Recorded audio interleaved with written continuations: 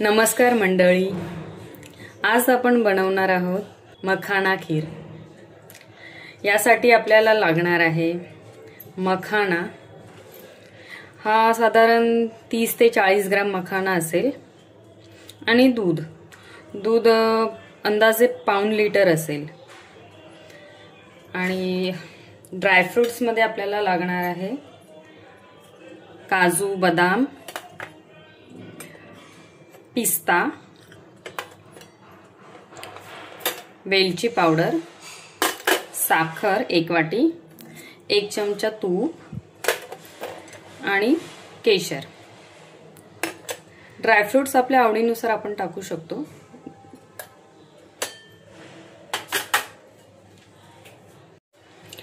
चला तर आपण सुरुवात करूया रेसिपीला। सर्वप्रथम आपण मखाने तुपामध्ये भाजून घेऊया आणि ड्रायफ्रुट्स तुपामध्ये भाजून घेऊया। कढई ठेवली आहे गॅसवर, गॅस ऑन करूया।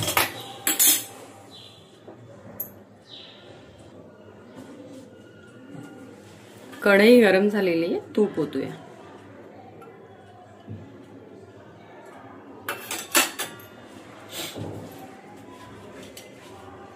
सर्वप्रथम आपण ड्रायफ्रुट्स मध्ये बदाम आणि काजू भाजून घेऊया।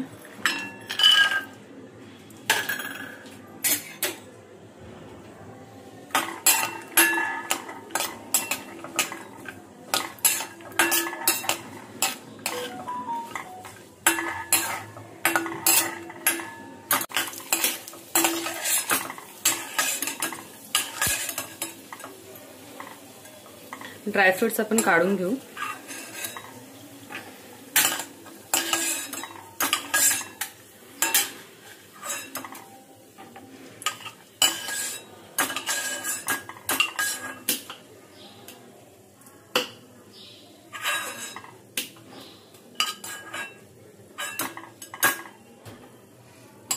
आता आपण मखाना भाजून घेऊया।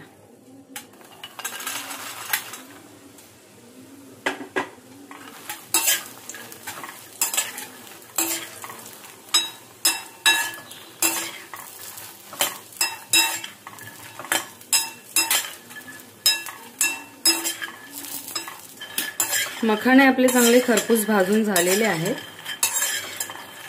आता ह्यातले आपण अर्धे मखाने आणि अर्धे ड्रायफ्रुट्स मिक्सरला बारीक पूड करून घेऊया।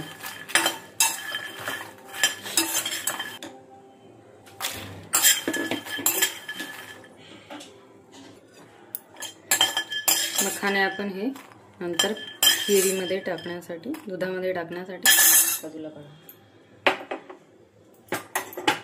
आणि एवढे मखाने आपण मिक्सरला लावून घेऊया। अर्धे मखाने घेतलेले आहेत मी आणि अर्धे काजू बदाम घेऊया। अर्धे आपण नंतर ऍड करण्यासाठी ठेवूया।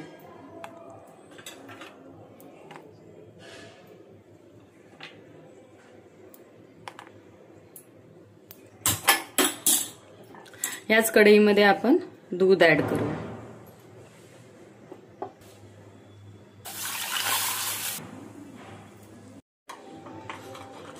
दूध आपल्याला थोडंसं आटवून घ्यायचंय, त्यामुळे एक 5 ते 10 मिनिटं आपण दुधाला उकळू देऊया। दुधाला आपण मध्ये मध्ये ढवळत राहूया। दुधाची क्वांटिटी थोडीशी कमी होईपर्यंत ढवळत राहायचंय।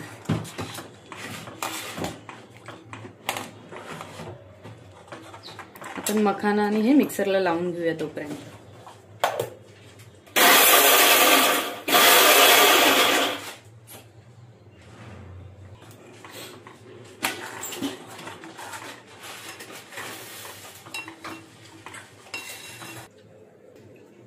मखान्याच्या पावडरचं टेक्स्चर असं असलं पाहिजे, एवढं बारीक।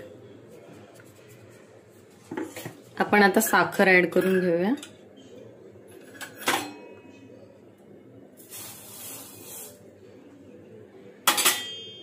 आणि केशर पण ऍड करून घेऊया। म्हणजे आपल्याला दूध घट्ट होण्यास अजून मदत होईल साखर टाकल्यावर। दूध आपलं आता बऱ्यापैकी घट्ट झालेलं आहे। आपण आता मखाण्याची पावडर टाकूया, जे मिक्सरला लावली ती।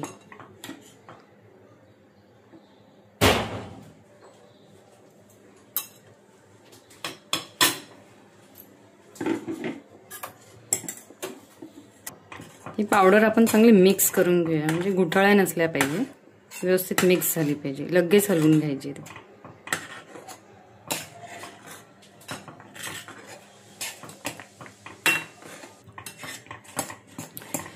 मखाना पावडर व्यवस्थित मिक्स करून झालेली आहे। आता आपण ह्याच्यामध्ये ड्रायफ्रुट्स घालूया।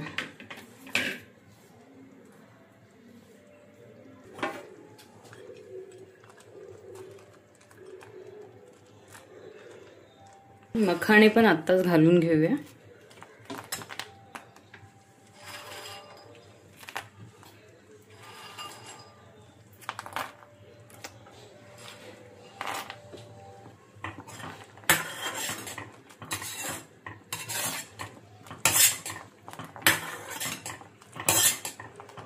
वेलची पावडर घालू,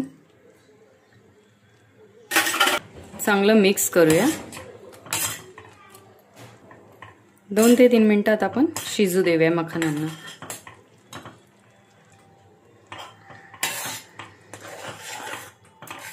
दोन मिनिटं झालेले आहेत। मखाना खीर आपली रेडी आहे।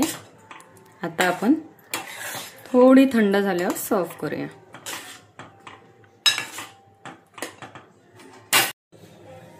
मखाना खीर रेडी आहे।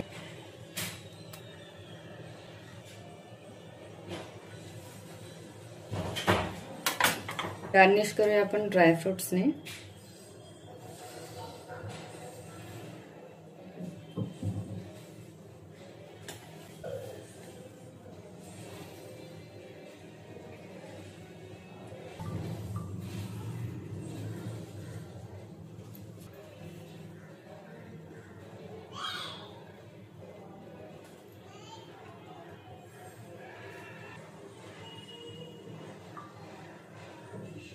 नक्की ट्राय करा मखाना खीर। व्हिडिओ पाहिल्याबद्दल धन्यवाद।